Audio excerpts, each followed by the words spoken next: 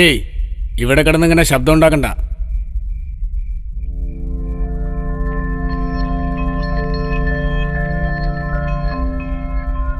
നിങ്ങളാരാ? ഞാനോ? അതിരിക്കട്ടെ, താങ്കൾ എങ്ങനെ മരിച്ചേ? അതോ, ഇന്ന് കോളേജിലെത്തിയപ്പോ ആരോ മരിച്ചതായി അറിഞ്ഞു. 2 സുഹൃത്തുക്കളുടെ കൂടെ അയാളുടെ വീട്ടിലേക്ക് പുറപ്പെട്ടു. പിന്നെ ഒന്നും ഓർമ്മയില്ല. അല്ലെങ്കിലും പകൽ വെളിച്ചത്തിൽ എനിക്കെന്ത് സ്ഥാനം? ഓവർ സ്പീഡ്, ബൈക്കിൽ 3 പേർ, മരണം കൊണ്ടുപോലും വീട്ടുകാർക്കൊരു ഉപകാരമില്ല. ജീവിച്ചിരുന്നപ്പോ അവന്റെ എല്ലാ കൊള്ളരുതായ്മകൾക്കും കൂട്ടുനിന്നിട്ടുണ്ട്. ഒരു നിഴൽ കൂടെയുള്ളതറിയാതെ അയാൾ എന്തൊക്കെയോ കാട്ടിക്കൂട്ടി. പക്ഷേ പഠിച്ചിരുന്ന ഈ ക്ലാസ് അവന് ഒരുപാട് ഇഷ്ടമായിരുന്നു. ഇണക്കത്തേക്കാൾ കൂടുതൽ പിണക്കം സമ്മാനിച്ചിട്ടുള്ള ഇവിടം അയാൾ എന്തിനിഷ്ടപ്പെട്ടു എന്നെനിക്കറിയില്ല. സുഹൃത്തുക്കളുടെ കൂടെ ഒരു രാത്രി ഇവിടെ കഴിയണം എന്നയാൾ പറയുന്നത് ഞാൻ കേട്ടിട്ടുണ്ട്. അല്ല, താങ്കൾ?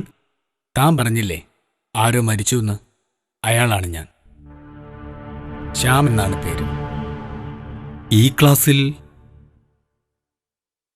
എന്റെ ശരീരമായിരുന്ന അയാൾ ഒരു പ്രണയജീവിയായിരുന്നു. ഈ ക്ലാസ്സിൽ പിറകു ബെഞ്ചിലിരുന്ന ചുരുണ്ടമുടിക്കാരിയോട് അയാൾക്ക് പ്രണയമായിരുന്നു. അവളെക്കുറിച്ചുള്ള ഓർമ്മകളിൽ അയാൾ എല്ലാം മറക്കുന്നതായി എനിക്ക് തോന്നാറുണ്ട്. അവളെക്കുറിച്ച് പറയുമ്പോൾ ഒരു നിഴലായ എന്നിൽ പോലും ഒരു നേർത്ത തണുപ്പ് അനുഭവപ്പെടാറുണ്ട്. മരണത്തിനപ്പുറം കണ്ടുമുട്ടാമെന്ന് പറഞ്ഞ് അയാൾ പിരിഞ്ഞു. അവൾ വരാന്ന് പറഞ്ഞ സമയമായി. ഓ പിന്നെ, എനിക്ക് ഈ ജീവിച്ചിരിക്കുന്നവരിലൊന്നും വലിയ വിശ്വാസമില്ല. അവള് വരില്ല. പറഞ്ഞു പറ്റിക്കാൻ അവരും മിടുക്കരാ. വരും.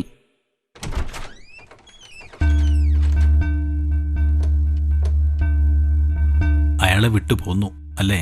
പോരേണ്ടി വന്നു. അല്ല, അതാരാ? അത്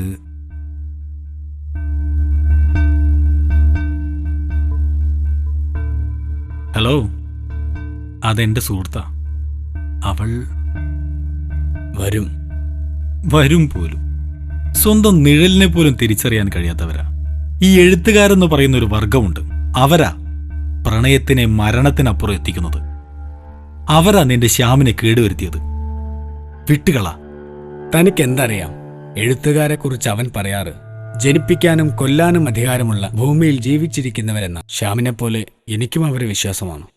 എന്നിട്ട് എവിടെ? വരും.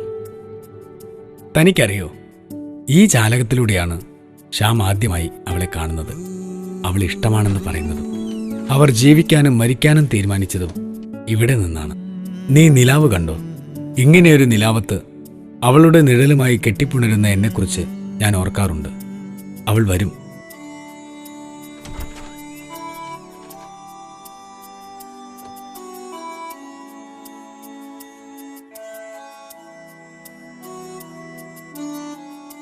ഇപ്പോ എനിക്കും അവളെ കാണണമെന്നൊരാഗ്രഹം.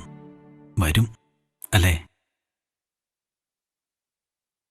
ഈ മെഴുകുതിരി അണയുന്ന അത്രയും നേരം ഞാൻ അവളെ കാത്തിരിക്കും. രാത്രിക്ക് ഇത്രയും ഭംഗിയുണ്ടെന്ന് ഞാൻ അറിയുന്നത് ഇതാദ്യമായിട്ടാ. ആര് പറഞ്ഞു? ഒന്ന് കാതോർത്തു നോക്ക്. നിശബ്ദത അല്ലേ? ഒന്നുകൂടെ ശ്രദ്ധിച്ചു നോക്ക്.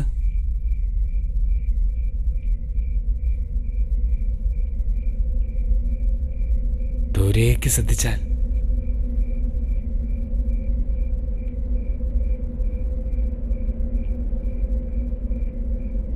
ഇവിടുന്ന് പോവാനായി അല്ലേ?